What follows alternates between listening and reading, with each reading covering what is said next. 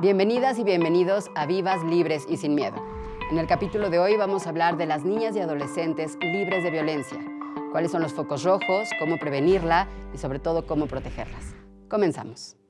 Hoy me levanto otro día siendo mujer.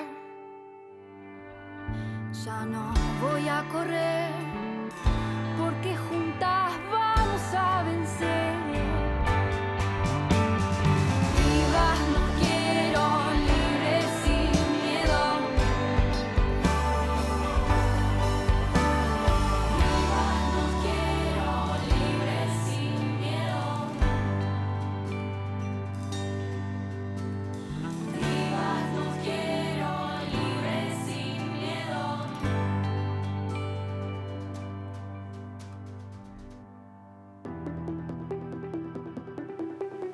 Según información de UNICEF, Fondo de las Naciones Unidas para la Infancia, el 63% de las adolescentes sufren agresiones físicas y psicológicas como parte de su formación. La violencia que viven es muy grave. Incluye maltratos físicos, emocionales, abuso sexual, abandono y explotación laboral, entre otros. Puede ocurrir en la escuela, en las calles y de manera más lamentable en el hogar. Cualquiera de estas formas de violencia que sufren niñas y adolescentes afectan profundamente su desarrollo con heridas que prevalecen en la edad adulta. Para contrarrestar esta situación, la Ley General de los Derechos de las Niñas y Niños y Adolescentes busca cubrir sus necesidades esenciales y edificar una vida que garantice el respeto, el cuidado y la protección de sus derechos. Es una obligación garantizarles una vida libre de violencia, en la que puedan crecer sin miedo, aprender y simplemente jugar.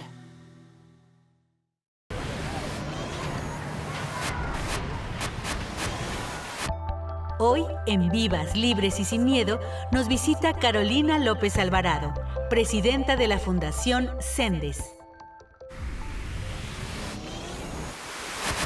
Muchas gracias, Caro, por estar aquí con nosotras. Y me gustaría que nos cuentes desde tu perspectiva cómo vamos en materia de protección para tener a más niñas y adolescentes libres de violencia. Mira, a pesar de que se han hecho políticas públicas, de que se han hecho programas preventivos, incluso en leyes, ¿no? Se han ajustado ciertas leyes, tenemos todavía índices muy altos. 6 de cada 10 niñas está viviendo algún tipo de violencia. 2 de cada 10 ha vivido, fíjate, 2 de cada 10 adolescentes ha vivido violencia sexual de alguna u otra manera. Entonces, tenemos precisamente situaciones muy lamentables para la infancia, para las niñas, para los adolescentes.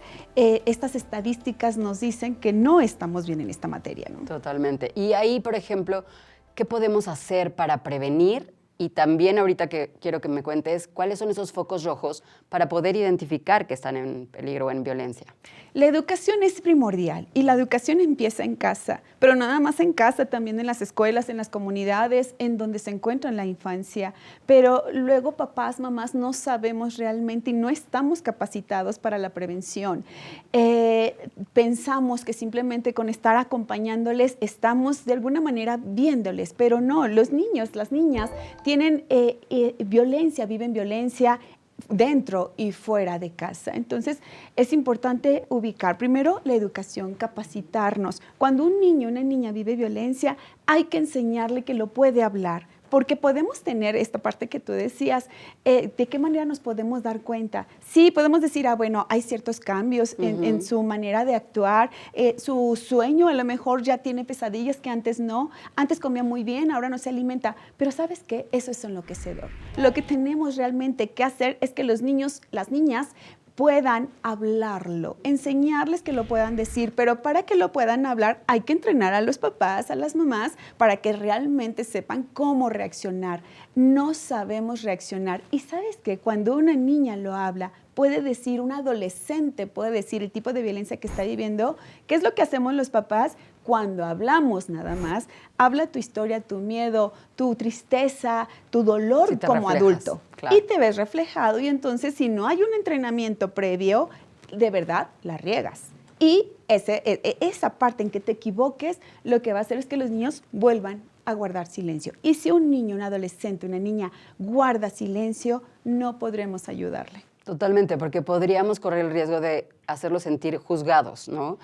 Y creo que ahí dijiste algo muy importante. Los papás tenemos que aprender a observarlos, a escuchar, ¿no? Entonces, tú también ahí, en la fundación, que en un rato nos vas a hablar también de ellos, enseñas a los papás. Cosas muy sencillas. Te creo, te escucho, no es tu culpa, estoy aquí contigo, te acompaño, qué valiente eres por haberlo dicho y aquí estoy para que no tengas miedo. Uno de los puntos que más se pierden cuando se vive violencia es la confianza, la autoestima, la identidad, el autoconcepto. Pero la confianza frente al mundo, esas son cosas indispensables. Por ello, el hecho que una mamá o un papá sepa cómo hablarle y poder acompañarle, más que criticarle, que gritarle, que decirle, la frase que siempre se dice, ¿y por qué no me lo dijiste antes? Otra vez a culpar, a responsabilizar. Sí. A ver, por eso respira profundo, intenta calmarte y aprende a cómo reaccionar cuando un niño, porque obviamente no es sencillo y no nos lo enseñan, pero es primordial, porque entonces el niño o la niña puede decir, ¿cómo le voy a hacer para poder hablar de estas temáticas cuando mi mamá se la pasa criticándome o me empieza a regañar o me culpabiliza, ¿no? Oye, un dato que me parece brutal, que has mencionado en muchas de tus redes y demás, es que muchas veces los niños se tardan 20 años en hablar del caso, de ese momento violento, que me parece terrible porque 20 años después ya no puedes hacer nada. Las heridas ya cicatrizaron. Tenemos 3 puntos importantísimos en cuestión de violencia para que un niño haya una diferencia entre que lo vivió, pero salió avante, a que entonces quedan marcas en su vida. ¿Cuáles son esos 3 puntos? Que lo pueda hablar, que lo hable a tiempo, pero malas noticias. 20 años es lo que está tardando un niño, eso sí lo dice. Una niña cuando habla, eso sí le dice. Para entonces las heridas ya cicatrizaron. El segundo es cómo reaccionamos los papás, las mamás. ¿Cómo reaccionamos sus adultos protectores? ¿Le creemos? ¿Le arropamos? ¿Le apoyamos? ¿O le decimos que no sea mentiroso, que eso no es cierto? ¿O que hay luego? ¿No?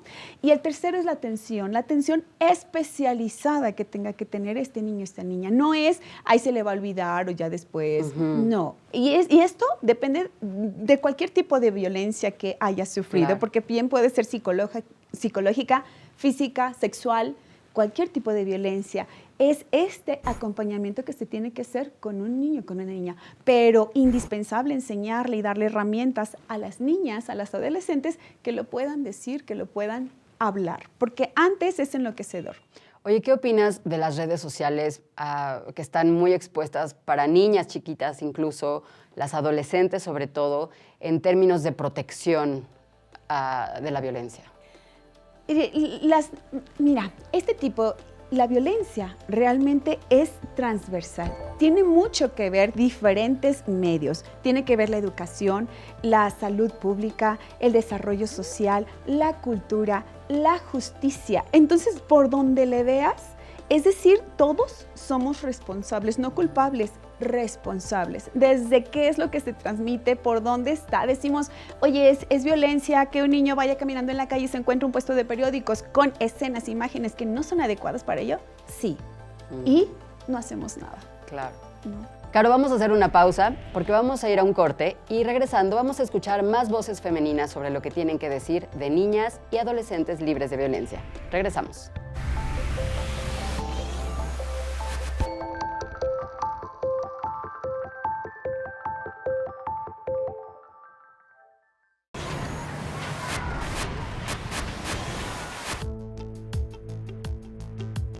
En México, la participación de las mujeres en la economía remunerada alcanza el 46%, mientras que la de los hombres asciende al 77%.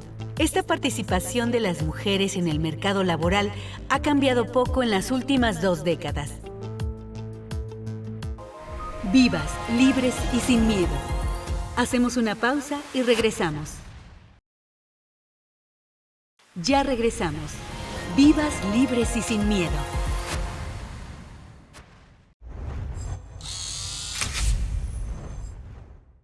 Pasa muchísimo el abuso sexual. Normalmente son familiares dentro de la casa, ya sea el papá, el abuelo, el novio de la mamá, pasa muchísimo, muchísimo, muchísimo. Tíos, primos, la vecina, pero son dentro de la familia, los que tienes mucha confianza. Somos una fundación, llevamos desde el 2021 apenas, es muy nueva, pero nos gusta mucho ayudar y seguir adelante.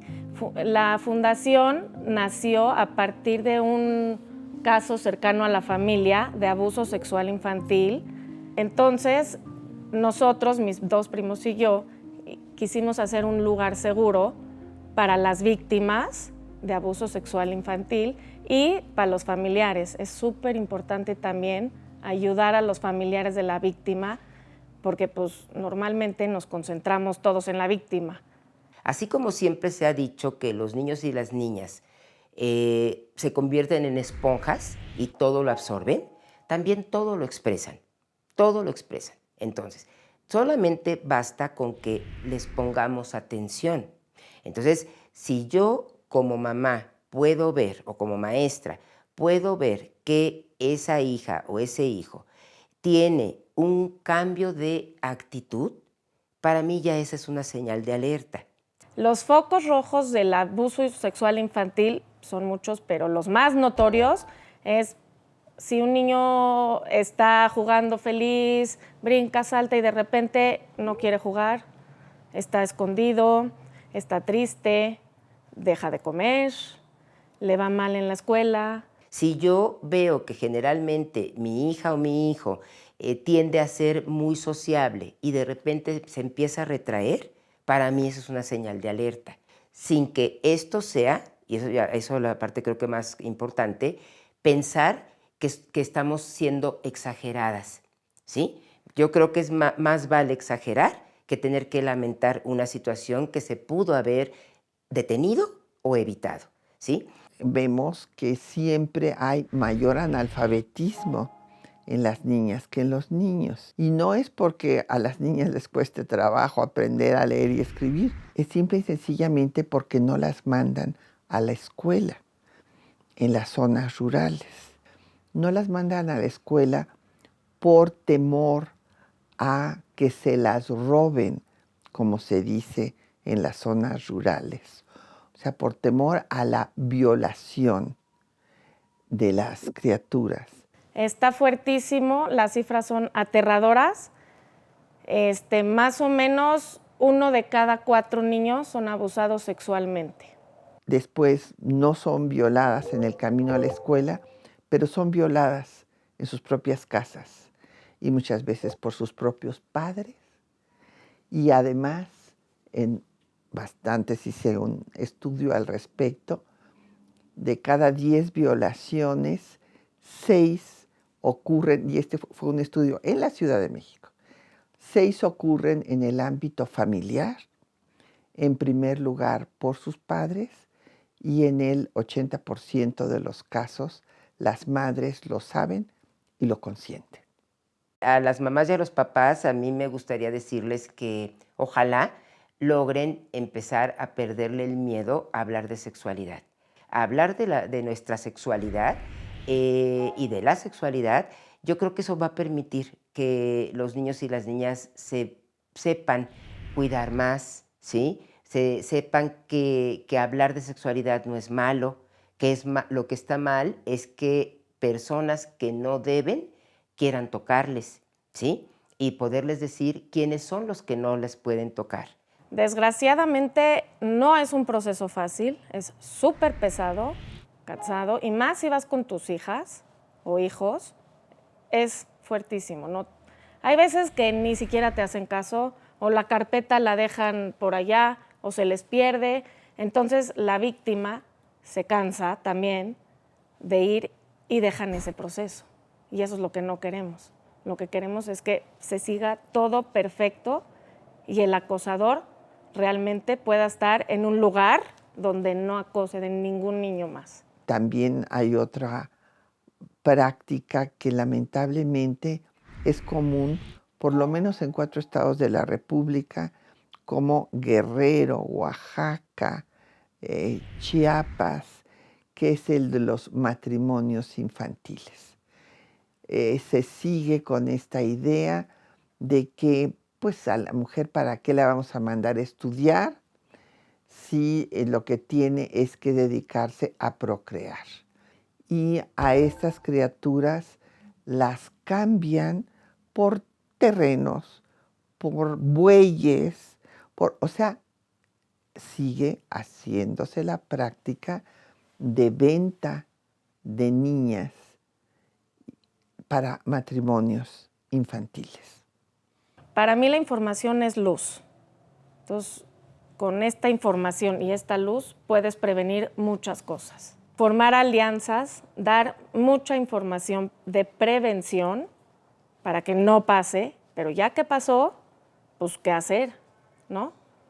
Ir a terapias, creerle a los niños. Bueno, yo creo que se han estado haciendo bastantes acciones también, ¿no? En relación a que, pues no sé, ha habido más programas, ¿no? Para niños y niñas y para adolescentes, pero específicamente enfocándome en las mujeres, yo creo que el gobierno también, ¿no? Tome pues la batuta, ¿no? Y tome a su cargo la responsabilidad de crear programas para que haya mayor sensibilización hacia estos temas, el que los puedan integrar también en las escuelas. Yo sé que ha habido ya una acción en estos libros de texto donde se les trata de tocar temas que no son comunes, ¿no? Entonces, mucho darles la confianza a tus hijos de que te platiquen todo lo que necesiten sin pena. O sea, no, y sin que tengan miedo de platicarte las cosas, ¿no? Porque luego para ellos es un mundo, o sea, un niño chiquito que llegue nervioso o asustado en la escuela de que le jalaron el pelo y que él, por defender, la mordió, no sé, es un ejemplo. Pues él siente que está mal, ¿no? Entonces viene todo aterrorado. Entonces que te platiquen cómo fueron las cosas, sin secretos, sin pena, y a partir de ahí ya puedes irlos ayudando en la educación, pero sí es muy importante que tus hijos te tengan confianza. Vivas, libres y sin miedo. Hacemos una pausa y regresamos. Ya regresamos. Vivas, libres y sin miedo.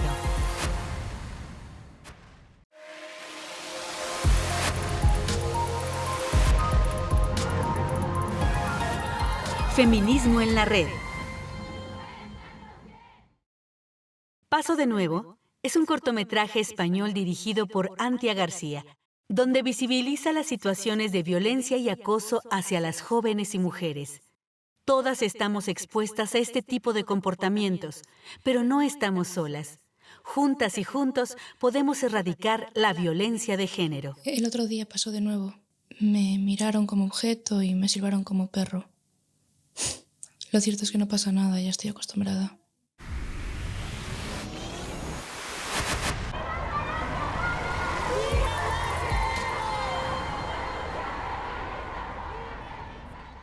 Por ser el simple hecho de ser mujer o niña, a veces te tratan mal o te golpean o cosas por el estilo. Te faltan el respeto en las calles o cualquier cosa por la forma de vestir. Si vemos que algún niño se encuentra en alguna situación que no esté bien, que esté en peligro, pues no quedarnos callados, ¿no? Creo que sí, a pesar de que se ha estado mejorando un poco, creo que sí hace falta muchísima más protección y aplicación en los derechos de los niños. Bueno, ahorita los programas que hay para las chicas que puedan andar en la calle libres, que puedan comunicarse a algún teléfono y poder denunciar y todo eso no existía en mi tiempo, entonces eso principalmente fue. Sobre todo, y bueno, yo que tengo una hija de 16 años, pues prácticamente estarlos cuidando de a dónde van, si van a alguna fiesta o algo, pues igual acompañarlos, ¿no? Porque pues es su seguridad, ¿no? Y bueno, cada chica que desaparece en México pues es una atención para los papás, ¿no? En ese sentido. Pues sería como derecho a la educación, al alimento y a que estén protegidos, ¿no? Bueno, para las mujeres, para las niñas en especial, yo creo que es un poquito más difícil. Hay abusos, discriminación también, son violentadas. Híjole, es que yo creo que todo eso viene desde el núcleo familiar, ¿no? Entonces, desde ahí si el núcleo no es favorable para el niño o el adolescente, pues entonces ellos van creciendo con eso y se va haciendo una cadena, ¿no? Para sus hijos y así para las demás generaciones. Porque viven como en todo ese entorno, o sea, en el entorno del machismo en los hogares y el entorno de violencia en la sociedad. Es un conjunto, ¿no? Entre sociedad y ellos para que hagan valer sus derechos en verdad y se castigue cuando no se lleva a cabo de una forma favorable.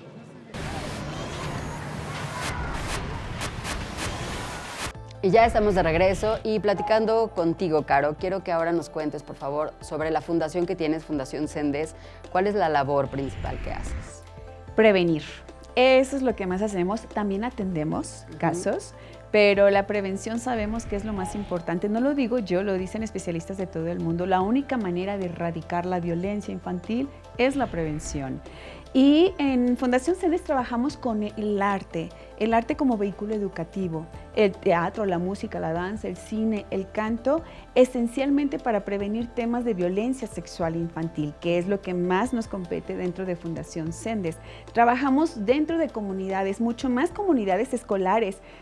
¿Por qué? Porque ahí se encuentran realmente los adultos protectores de la infancia, sus maestros, maestras, sus padres, madres y los alumnos se encuentran dentro de una comunidad. Y hacemos campañas preventivas ante el abuso sexual infantil y ante el acoso sexual cibernético. Muy próximamente hablaremos del bullying y haremos campañas similares. En estas campañas realizamos 5 etapas: la capacitación a docentes, a padres, madres de familia, a los alumnos. Y luego, una vez que ya aprendimos todos, ahora llevar a la práctica lo que hemos aprendido. ¿Cómo lo hacemos? A través de un pequeño libro de actividades. Actividades donde se divierten, ríen, juegan, aprenden un tema tan monstruoso llevado de una manera hermosa.